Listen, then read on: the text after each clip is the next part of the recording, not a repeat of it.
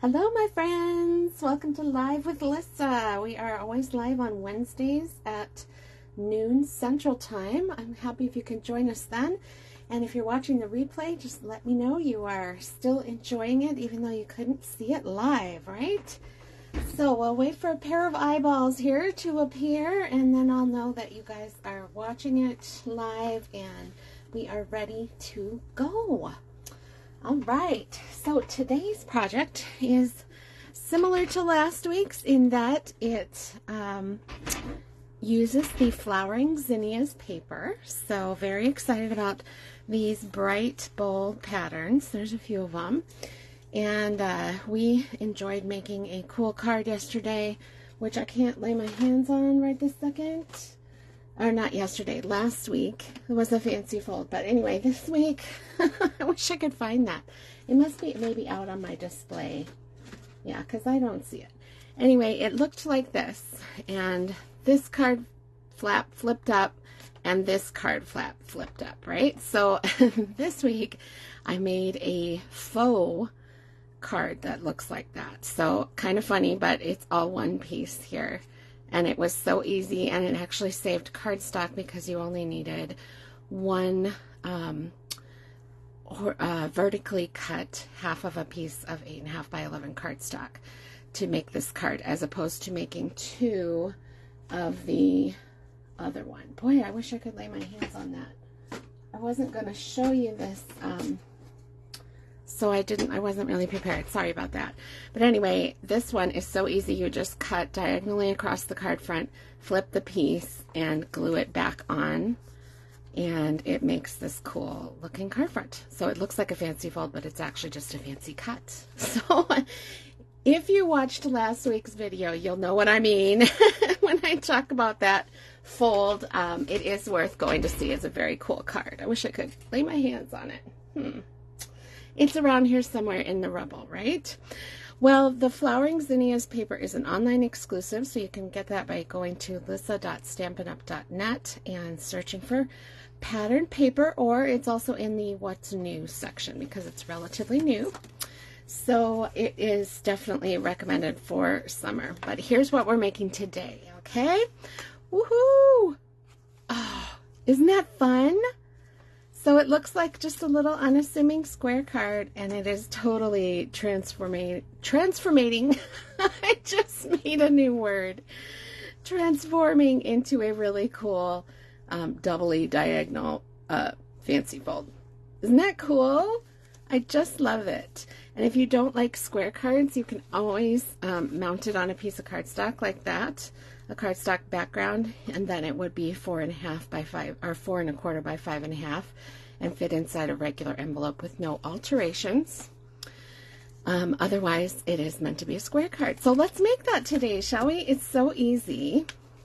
I'm going to put the belly band on here just so I can keep it closed while we are making our sample. If I can get the belly band on, huh? There we go. Okay, so what you're going to need if you want to play along is a paper trimmer with scoring capabilities as well as cutting capabilities. Okay, and make sure you keep the scoring blade separate from the cutting blade.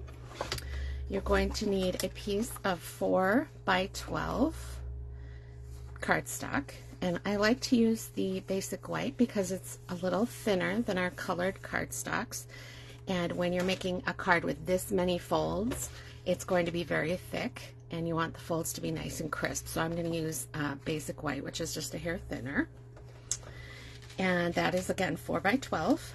Then you're going to need 2 pieces of 3.25 square in your pattern. This happens to be double-sided paper, so I just cut 2 of the same sheet, but you can do whatever combination your heart desires. But you do need 2 of those, so 2 3.25 inch squares. Then you're going to need a coordinating solid color 3 3.75 inch square. You have 3 identical squares here. Then you're going to need a 3.5 inch square, and this will be the surface that you write on. And this part's completely optional. If you want to just write right on the back of the card, you can, of course. I just really like the finished look of having a mat and a writing surface. And then the rest of it is just decorating the front. So I'm going to cut flowers out of the paper and make a little punched focal point and a belly band. Okay, but we're going to start with our 4 by 12 inch basic white cardstock, and we're going to score, remember not cut, but score at 4 inches from each side. So we have divided our piece into 3 equal 4-inch panels. Okay, easy enough, right? Super easy. Now we need to make our diagonals. So let me grab the sample again here. The only important part about this, the only part you could really maybe mess up, is getting the diagonals wrong. Because you can see this diagonal goes from bottom left to top right, and this diagonal goes from bottom left to top right. So when you're making it, it might seem like you need to go opposite, and actually they both need to go the same direction so that when they fold in on opposite sides, they make a complete square on the front. Okay, so when you're scoring this panel and this panel, make sure you're scoring from the bottom left to the top right.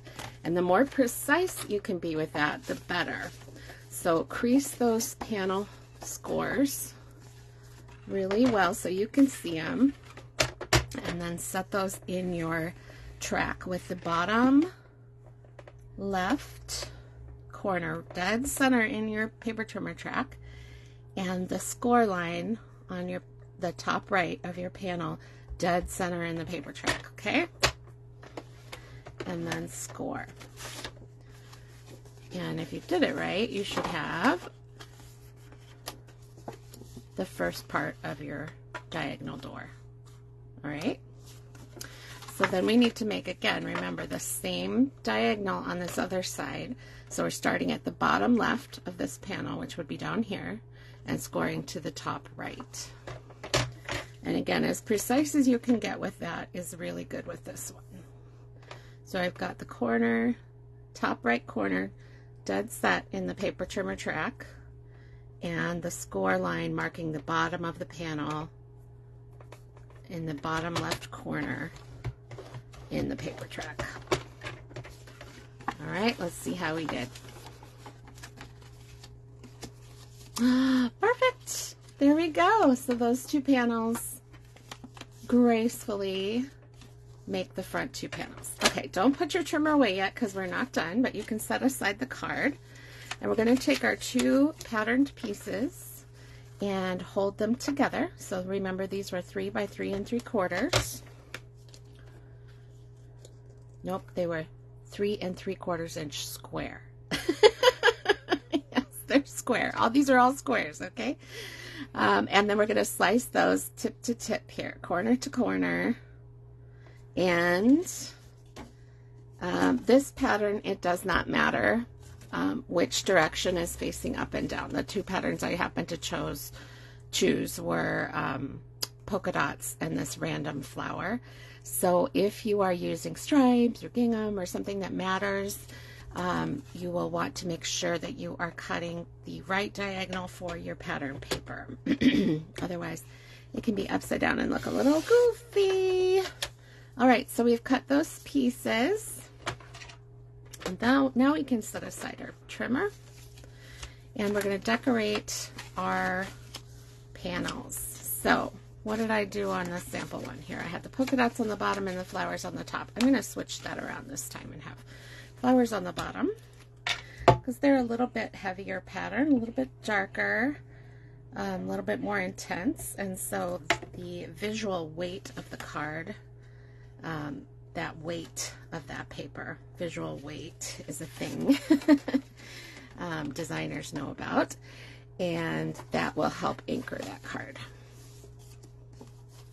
Okay, and then across from it, I want some of this cute petal pink peachy polka dots. How many P words can we say? Petal pink peachy polka dots. There we go. And because those squares that we cut diagonally in half were 1/4 inch smaller than the actual card, so the card itself is 4 by 4, the squares we cut in half were 3 3/4 square. There's a nice white border on all of 3 sides of the triangles on each panel. So that's just something to watch out for, right? Accuracy matters, especially when you're doing fancy folds. Even just a little tiny bit off on your score or on your cutting can make a big difference. So if you're new and watching this, make sure you invest in a nice paper trimmer, a good paper trimmer, and really learn how to use it, because you will be so much happier with your professional looking results when you're done with your cards and your pages. Okay, so we've added our triangles, and because they're triangularly cut, it doesn't interfere with our diagonal folds at all. So love that, love it, love it. All right, then I have a coordinating paper square, again, 3 by 3 1/4 square.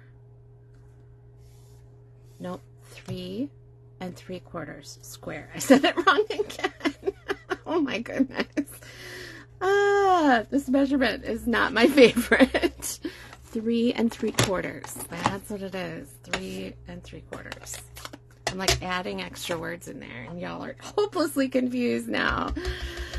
Okay, and mine is a birthday card, so I'm going to stamp happy birthday on the inside. This is from a stamp set called So Sincere, and it just has the best little sayings and greetings. I really enjoyed using this one. This is one of my favorites. Hope your day is a happy one. And I love this one. You're in my heart and prayers. I just love spending time with you. And I use this one a lot too. Knowing you brings joy to my heart. Oh, yeah. Gorgeous grape ink on my stamp set there. Okay, and then just for speed's sake, I'm going to use some nested punches to punch out my sentiments and a cute little mat. Okay, so all our stamping is done. So I'm going to glue these down. And hey, I remembered this time to stamp before I glued it down. It is a red letter day. Okay. I hope your day is a happy one. Mine's off to a good start. I was feeling very productive today. Got a bunch of computer work done. I already had lunch. I'm in the studio. Got a full day of fun Stampin' Up! Work to do. All right, so the next part of this card is going to be a flower cut from the paper. I do have the matching zinnia stamp set and dies on their way. Unfortunately, they will not be delivered until tonight sometime, so I couldn't show those off today. So we'll have to save those for another live in the future.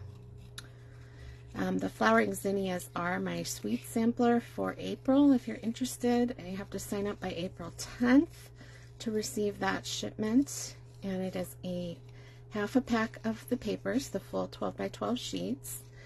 And then cardstock in 12 by 12 and 8.5 by 11 to coordinate with it. Plus embellishments and trims and die cuts and and I fill the box with goodies. It is never a disappointment when your sweet sampler arrives. Cute. Let me do this one a little different too. See, on this one I had them both overlapping from the left panel to overlapping the right. Got a frog in my throat. This time I might do... Oh, decisions. Oh, that's kind of cute. Maybe I'll do that instead of that. Sometimes just a little change is all it needed, right? To balance a little better. So just remember when you're putting your focal points on that you don't want to attach them to both panels or the card will not open. So make sure that you're adding your Stampin' Dimensionals or your adhesive just on one panel so that the card can still freely move. Yeah, this is cute. I like it this way better. Okay, and I'm using 2 dimensionals rather than 1 just to make sure it's on there good. Ah, so cute. I love it. There you go. And then I forgot I was going to leave more room for the belly band down around the bottom. So the belly band is 3/4 of an inch, which is a little smaller than your typical belly band. That's because the card itself is very petite and you wouldn't want to overwhelm it with a super, super big belly band, right? My daughter always laughs when I say belly band, but that's what we call them, right? That's the technical term for the band that slides on and off and holds the card closed. What else are we going to call it? The sliding closure band? The sliding closure flappy thing? No, it's a belly band. What are you going to do?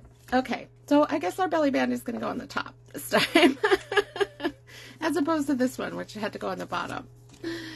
All right. And then you saw my boo-boo, right? I had to add some spatter to this card because I got a big smudge of Gorgeous Grape right there on both sides of that piece. So I ended up adding some spatter to kind of distract from that. And now I don't like it at all. So I may replace those papers or just glue some clean papers over the top there.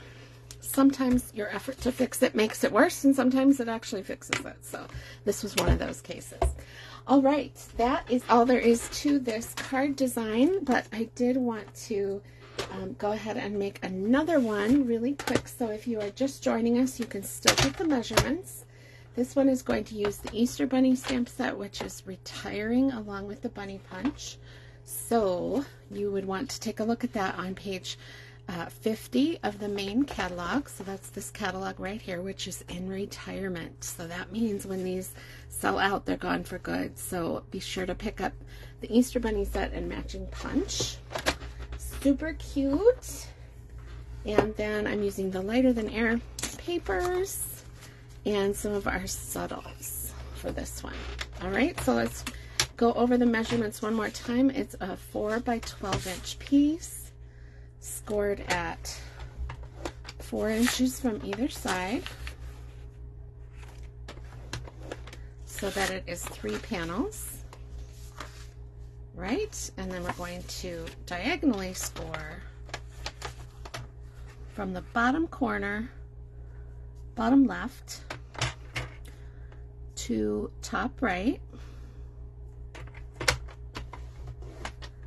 on both of the outer panels. So we're just doing the outer and we're scoring the same way, bottom left, upper right. Okay, fold on those. You should burnish all the folds with a bone folder so they're nice and crisp. It should come together as a 1 4-inch square card, which you then decorate with 2 squares of 3 3/4 inches. Got it right this time, didn't I? Also cut on the diagonal so that you have 4 pattern pieces to play with.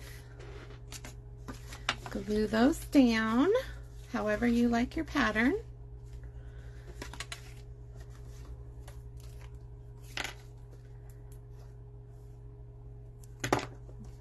Ah, so cute. I love this paper. I really like the Subtles color family. And Easter is the perfect time to use it. So just pay attention to the way your patterns are running, up and down, side to side, so that when you get everything glued back together, you like the finished results. If you use double-sided paper, you have endless options for combining the patterns. Well, not endless, but you know what I mean.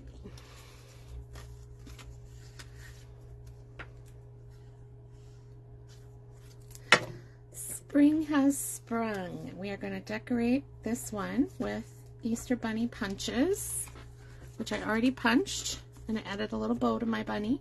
And then I hand cut some other bunnies that are also in the stamp set but don't have a punch to match. So those will be fun to use too. Our 3 3/4 inch square of cardstock with a 3 1/2 inch square of neutral to match our neutral base. And that'll be what we write on. And then our bunnies. Love it. I'm trying to come up with excuses to use bunnies all year round instead of just Easter. Do I really need an excuse though? If I like bunnies, maybe I should just do bunnies. All right. Oh, he's so cute.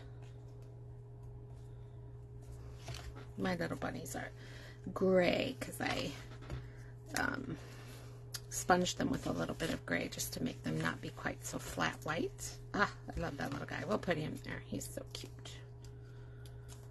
All right, so what do you think? Is this an easy card that you will be trying today? I sure hope so.